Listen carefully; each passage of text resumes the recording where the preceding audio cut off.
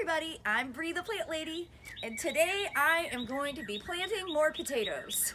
And I know, it might seem like that's the only activity that I've been doing. And in truth, it's not on purpose, it's just that all the potatoes that I've been buying from the grocery store keep growing. I mean, I was really excited about cooking these today to make this delicious mashed potato dish.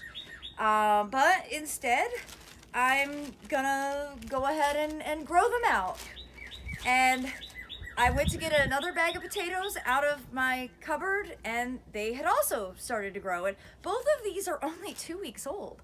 So I'm not exactly sure what's going on, but I am gonna use this as a teaching moment for myself and for all of you. So on these russet potatoes, I'm gonna show you how I slice them up, and then ultimately we'll plant the pieces in a few days when they dry out. But that'll at least give me some potato to be able to eat tonight for dinner. These small potatoes I'm gonna plant just as they are in one of my new really cool potato grow bags. You can probably hear I have a very talkative cardinal in a tree next to me. So every potato is gonna be a little bit different. This one is easy. I'm just gonna cut it like that, and then the rest of this I'm gonna be able to eat. So you see, there's this. I'm just gonna set it here for now. When you're doing this, you wanna make sure that you have like enough of the potato meat that it's gonna, have sustained energy, but it doesn't need to be huge. And since I have been really excited about making this potato dish, I don't wanna waste all my potatoes and I don't wanna have to go back to the grocery store. So this one has kind of 2 eyes. So I'm just gonna chop them up like that. Again, you can kind of be more liberal with your chopping if you're not trying to save the potato for eating. But in my case, these are the only potatoes I have.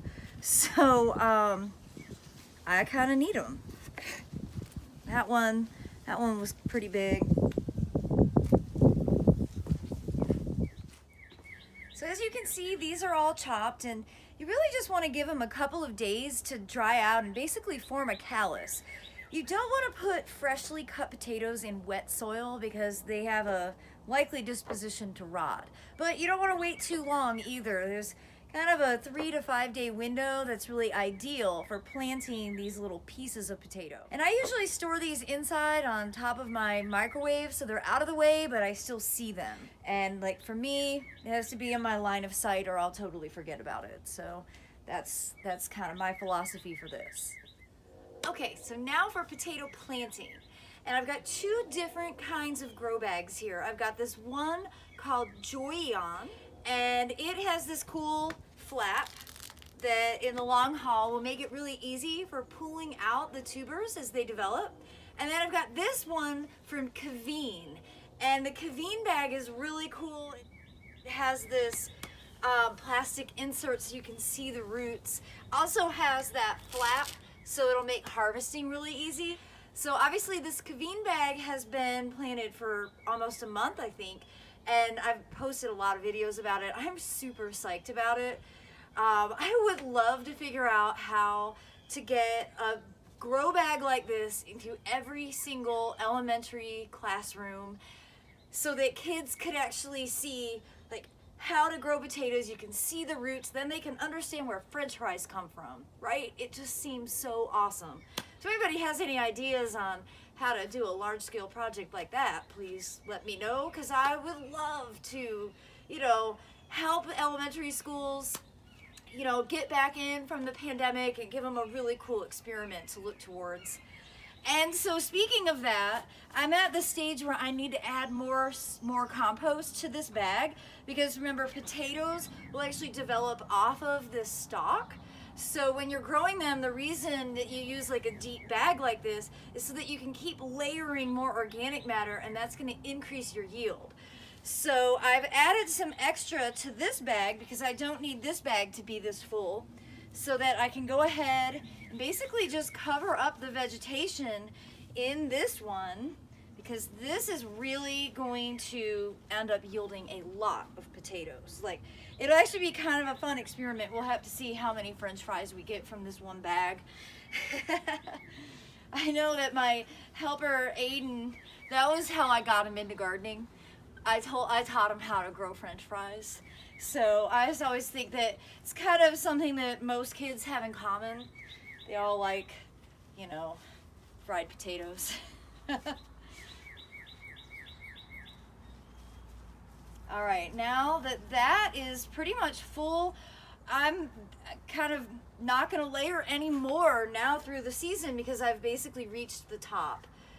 So it'll be really awesome to show you this. You know, I think probably maybe the beginning of June is when this bag will be ready for harvesting.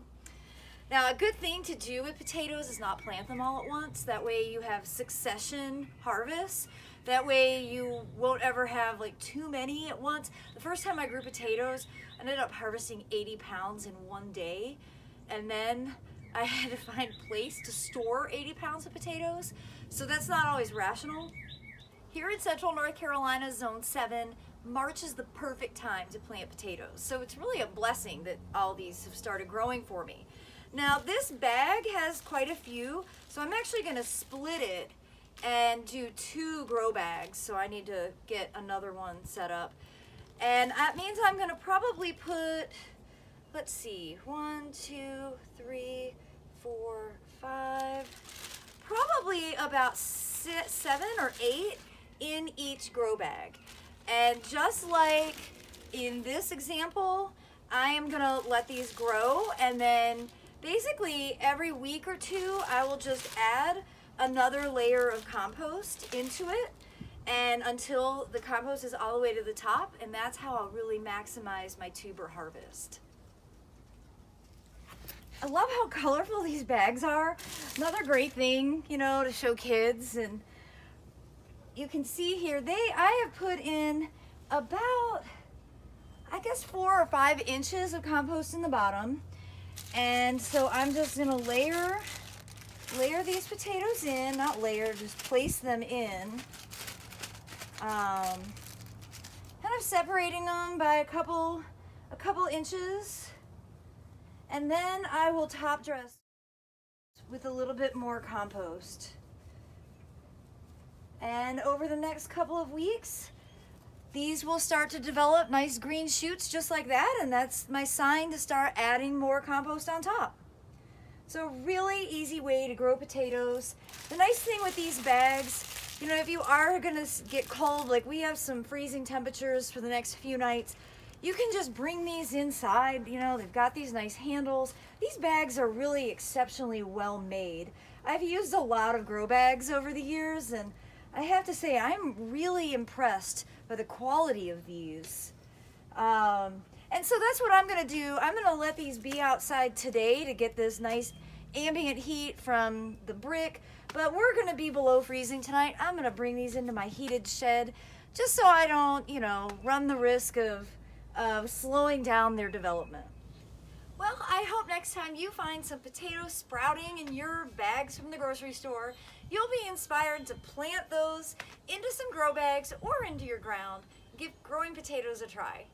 I look forward to sharing updates from all of these grow bag experiments, and I appreciate all of you watching. Have a great day.